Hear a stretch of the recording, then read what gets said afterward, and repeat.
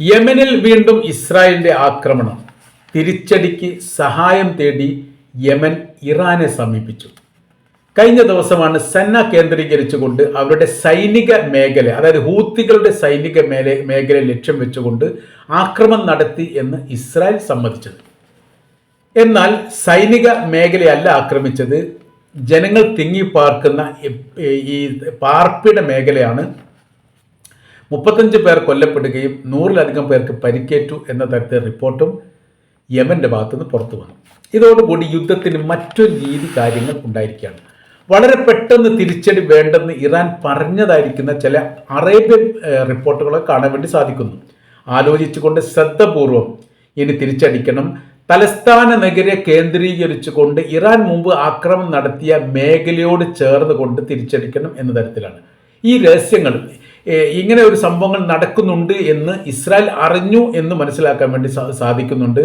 നഗര കേന്ദ്രീകരിച്ചുകൊണ്ട് വലിയ സുരക്ഷാ കവചം ഒരുക്കാൻ വേണ്ടി IDF തീരുമാനിച്ചു. പ്രത്യേകിച്ച് തലസ്ഥാന നഗരിയുടെ ഏത് മേഖലയും ജനങ്ങൾക്ക് അലർട്ട് പറഞ്ഞിരിക്കുന്നു. ഏതെങ്കിലും തരത്തിലുള്ള ഒരു വിവരം ഉണ്ടായിക്കഴിഞ്ഞാൽ ഗവൺമെന്റിനെ അറിയിക്കണം എന്നുള്ളതും, ഈ മിസൈൽ പോലുള്ള ആക്രമണം ഉണ്ടാവുന്ന സമയത്ത് സൈറൺ മുഴങ്ങിയ ഉടനെ തന്നെ 1 മിനിറ്റ് പോലും, 1 സെക്കൻഡ് പോലും നിൽക്കാതെ സുരക്ഷിത മേഖലയിലേക്ക് നീങ്ങണമെന്നും സുരക്ഷിത മേഖലയോട് ചേർന്ന് മാത്രമേ താമസിക്കാവൂ എന്ന മുന്നറിയിപ്പ് നൽകിയിട്ടുണ്ട്. പൊതു ഇടങ്ങളിൽ വാഹനവുമായിട്ട് പോകുന്ന ആളുകൾ, ജോലിക്കായിട്ട് പോകുന്നവരൊക്കെ പൊതു ഇടങ്ങളിലുള്ള ഈ ബങ്കർ പോലെയുള്ള സുരക്ഷിത മേഖല പ്രത്യേകമായി നോട്ടം വെക്കണമെന്നും, ഇങ്ങനെ വിവരങ്ങൾ കിട്ടുന്ന ഉടനെ തന്നെ സംരക്ഷണവുമായിട്ട് ബന്ധപ്പെട്ട് ഈ മേഖലയിലേക്ക് എത്തണം എന്നുള്ള നിർദ്ദേശം അങ്ങനെയും കൊടുത്തിട്ടുണ്ട്. അപ്പോൾ വീടിൻ്റെ അകത്ത് താമസിക്കുന്നവർക്കും പുറത്ത് താമസിക്കുന്ന പ്രത്യേകമായിട്ട് നിർദ്ദേശം നൽകിയിട്ടുണ്ട്. വലിയൊരു തിരിച്ചടിക്ക് യമൻ ഒരുങ്ങുന്നു എന്ന തരത്തിലാണ്.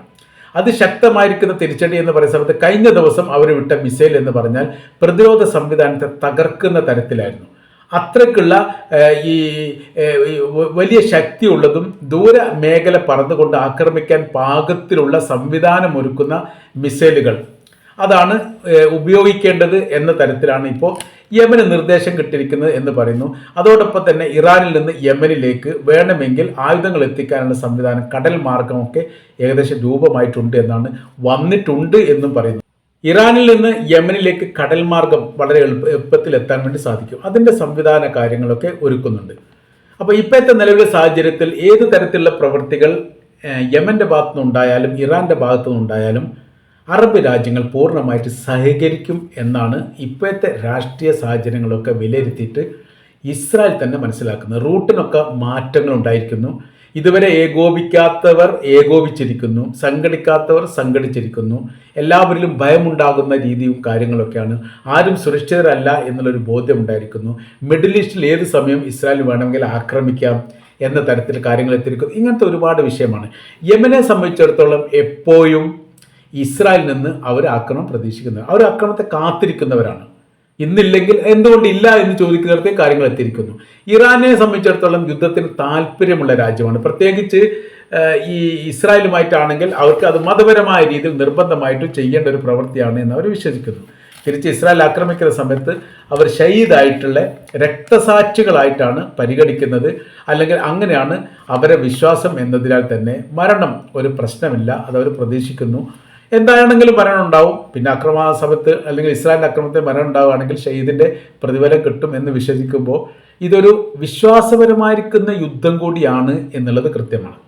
അതുകൊണ്ടാണ് ഇവരൊക്കെ മുനമ്പിൽ നിന്ന് തീരെ മാറാതെ അങ്ങനെ തന്നെ നിൽക്കുന്നത്. എല്ലാ ഭാഗത്തും ഈ യമന്റെ തലസ്ഥാനമായിരിക്കുന്ന സന കേന്ദ്രീകരിച്ചു കൊണ്ടുള്ള മുഴുവൻ ഭാഗങ്ങളിലും വലിയ രീതിയിൽ അലർട്ടുകളാണ്, വലിയ രീതിയിലുള്ള പരിശോധനകളാണ്, നിരീക്ഷണങ്ങളാണ്. അവർ നിരീക്ഷിക്കുന്ന പ്രധാനമായിരിക്കുന്ന കാര്യങ്ങളിൽ ഒന്ന് ഈ ചാര സംവിധാനമാണ്. ചാരന്മാർ യമനിൽ ഉണ്ട് എന്നുള്ളത് കൃത്യമാണ്. അതുകൊണ്ട് തന്നെ ചാര സംവിധാനത്തിന് വലിയ തന്ത്രപരമായിരിക്കുന്ന നീക്കുകളും പുതിയൊരു അന്വേഷണ വിഭാഗത്തെയും സൃഷ്ടിച്ചിട്ടുണ്ട് ഇറാൻ. അതിന് സമാനമായ രീതിയിൽ രഹസ്യമായിരിക്കുന്ന CID വിഭാഗത്തെ യമനിൽ സൃഷ്ടിച്ചിട്ടുണ്ട്. അതുകൊണ്ട് ആരാണ് എന്നുള്ളത് കൃത്യമായ രീതിയിൽ അറിയാനും മനസ്സിലാക്കാനും പറ്റാത്ത വിധമാണ്.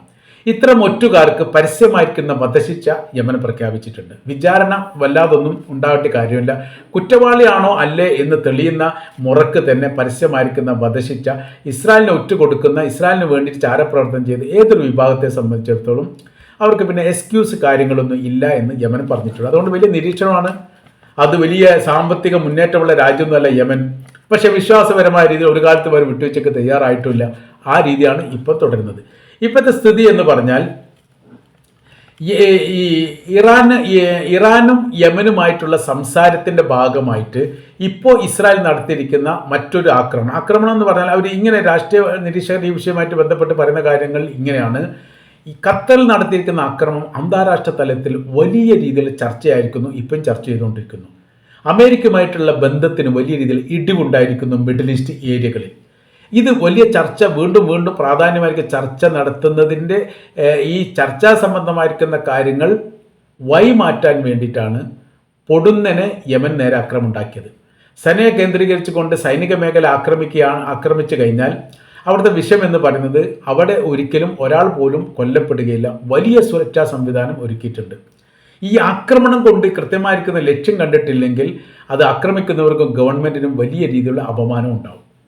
അത് ഖത്തറിനെ സംബന്ധിച്ചിടത്തോളം അങ്ങനെ. ഖത്തർ വളരെ കൃത്യതയോടുകൂടിയാണ് തങ്ങൾ ദൗത്യം നിർവഹിച്ചത് എന്ന് ഇസ്രായേൽ പറയുന്നു. പക്ഷേ ഹമാസിൻ്റെ ഒരാളെയും കൊല്ലാൻ വേണ്ടി സാധിച്ചില്ല. അതിൻ്റെ കാര്യം രഹസ്യം ചോർന്നു പോയി. അത് തുർക്കിയാണ് ചോർത്തിയത് എന്ന് പറയുന്നു. തുർക്കിയും ഈജിപ്ത് അതിന് സാധിച്ചിട്ടുണ്ട് എന്ന് പറയും. ആ കാര്യങ്ങളൊക്കെ പുറത്തു വന്നു. അപ്പോൾ അങ്ങനെ ആ സമയത്ത് ദൗത്യം പരാജയപ്പെട്ടു. പക്ഷെ ലോകാടിസ്ഥാനത്തിൽ ഇസ്രായേലിനെതിരെ വിരുദ്ധത സൃഷ്ടിക്കാനും അതോടൊപ്പം തന്നെ അമേരിക്കക്കെതിരെ അറബ് രാജ്യങ്ങൾ ഒന്നിക്കാനും ഇത് കാരണമായി. അപ്പോൾ ലക്ഷ്യം കണ്ടതുമില്ല, പിടിച്ച വള്ളി പോവുകയും ചെയ്ത് എന്ന് പറയുന്ന സ്ഥിതിയിലേക്ക് ഇസ്രായേൽ എത്തി. ഈ ചർച്ചയിൽ നിന്ന് കുറച്ചെങ്കിലും ഒരു മാറ്റം വരുത്താൻ വേണ്ടിയിട്ടാണ് അവർ നേരെ ഇങ്ങോട്ട് കയറിയത്, യമനിൽ കയറി ആക്രമണം. അതിൻ്റെ ഏതാനും ദിവസങ്ങൾക്ക് മുമ്പ് മിസൈൽ ആക്രമണമൊക്കെ നടത്തിയിട്ടുണ്ട്. യമൻ തുരിതരായി ഈ പ്രവർത്തികൾ ചെയ്തുകൊണ്ടേ ഇരിക്കുന്ന രാജ്യമാണ്. ആ പ്രവർത്തികൾ അവരിങ്ങനെ ദൈനംദിനം തെറ്റാത്ത രീതിയിൽ ചെയ്യുന്നുണ്ട് എന്നത് മറ്റൊരു സംഭവമാണ്. അപ്പോൾ ഇപ്പോഴത്തെ സ്ഥിതി എന്ന് പറഞ്ഞാൽ അതും ഇതുപോലെ തന്നെ ഖത്തറിനെ ആക്രമിച്ച പോലെ തന്നെ പ്രയാസത്തിലേക്കാണ് ഇസ്രായേലിനെ കൊണ്ടെത്തിച്ചിരിക്കുന്നത്. ഇപ്പോൾ പറയുന്നു യമനോട് വളരെ പെട്ടെന്ന് തിരിച്ചടിക്കേണ്ട, ശ്രദ്ധാപൂർവം തിരിച്ചടിക്കണം. അതിന് ചില തന്ത്രങ്ങളും ടിക്കുകളും ആര് പറഞ്ഞു കൊടുക്കും? ഇറാൻ പറഞ്ഞു കൊടുക്കും. മർമ്മപ്രധാനമായിരിക്കുന്ന പല ഏരിയകളെക്കുറിച്ചും കൃത്യമായ രീതിയിൽ പഠനം നടത്തിയിട്ടുണ്ട് ഇസ്രായേലിൻ്റെ അകത്തുള്ള പ്രദേശത്തെക്കുറിച്ച് ഇറാൻ. അത് പല ഘട്ടങ്ങളിലും അത് പ്രയോഗിക്കുകയും ചെയ്തിട്ടുണ്ട്. അതുകൊണ്ടാണ് ഇസ്രായേലും ഇറാനും തമ്മിലുള്ള യുദ്ധം നിർത്തിയോ എന്ന് ആദ്യം തന്നെ വിളംബരം ചെയ്തത് ഇസ്രായേലാണ് അമേരിക്കയോട്. എങ്ങനെ നിർത്തി കിട്ടിയാൽ മതി. ആ മാതിരി നാശങ്ങളും ആ നഷ്ടത്തെക്കുറിച്ചൊക്കെ ഇപ്പോഴാണ് കുറച്ചെങ്കിലും പുറത്തു വരുന്നത്. ആദ്യഘട്ടത്തിലൊന്നും പുറത്തു വന്നിട്ടില്ല. വലിയ രീതിയിലുള്ള ഒരു മരണം ഇസ്രായേൽ ഉണ്ടായിട്ടുണ്ട്. അവിടെ തകർച്ച വലിയ രീതിയിൽ, നഗരം അപ്പാടെ തകർന്നു പോയിരിക്കുന്നു എന്നാണ്. ഗസയുടെ പ്രദേശങ്ങളും തെല്ലവീവിൻ്റെ പ്രദേശങ്ങളും തിരിച്ചറിയാൻ പറ്റാത്ത വിധത്തിൽ തകർന്നടിഞ്ഞിരിക്കുന്നു എന്ന റിപ്പോർട്ട് പുറത്തു വന്നാണ്. ചില സാറ്റലൈറ്റ് ചിത്രങ്ങളൊക്കെ അതിന് തെളിവായിട്ട് ഉദ്ധരിക്കപ്പെടുകയും ചെയ്തിട്ടുണ്ട്. അത് ഇപ്പോഴത്തെ അവസ്ഥ എന്ന് പറഞ്ഞാൽ എപ്പോഴും ഇസ്രായേൽ ഒരു ആക്രമണം പ്രതീക്ഷിക്കുന്നു. സർവ്വ മേഖലയിലും വലിയ രീതിയിലുള്ള മുന്നറിയിപ്പുകൾ നൽകുന്നു. സൈറൻ മുഴങ്ങാത്ത രീതിയിൽ ആക്രമണം നടത്താൻ പാകത്തിലുള്ള മിസൈലുകൾ ഇറാൻ നിർമ്മിച്ചിരിക്കുന്നു എന്നാണ് ഏറ്റവും ഒടുവിലത്തെ യമൻ്റെ ആക്രമണവുമായിട്ട് ബന്ധപ്പെട്ട് മനസ്സിലാക്കാൻ വേണ്ടി പറ്റുന്നത്. അവരെ രണ്ടാമത്തെ ഇൻ്റർനാഷണൽ എയർപോർട്ടിൽ നേരെ ആക്രമണം നടത്തിയ സമയത്ത് സൈറൻ മുഴങ്ങിയിട്ടില്ല. പക്ഷേ ആക്രമണം ഉണ്ടായി, സ്ഫോടനം ഉണ്ടായി, വലിയ നാശങ്ങളും നഷ്ടങ്ങളും ഉണ്ടായി.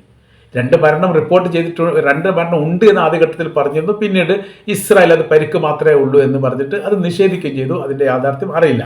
ഏതായിരുന്നാൽ ഈ ഒരു സാഹചര്യത്തിൽ ഇപ്പോഴത്തെ നിലവിലുള്ള സാഹചര്യം എന്ന് പറഞ്ഞാൽ യമൻ അതിശക്തമായിരിക്കുന്ന ഒരു തിരിച്ചടി ഇസ്രായേലിലേക്ക് ഉണ്ടാക്കാനുള്ള എല്ലാ തയ്യാറെടുപ്പുകളും ഒരുക്കിക്കൊണ്ടിരിക്കുകയാണ് എന്നാണ് നമുക്ക് ഈ വിഷയവുമായിട്ട് ബന്ധപ്പെട്ട് മനസ്സിലാക്കാൻ സാധിക്കുന്നത്.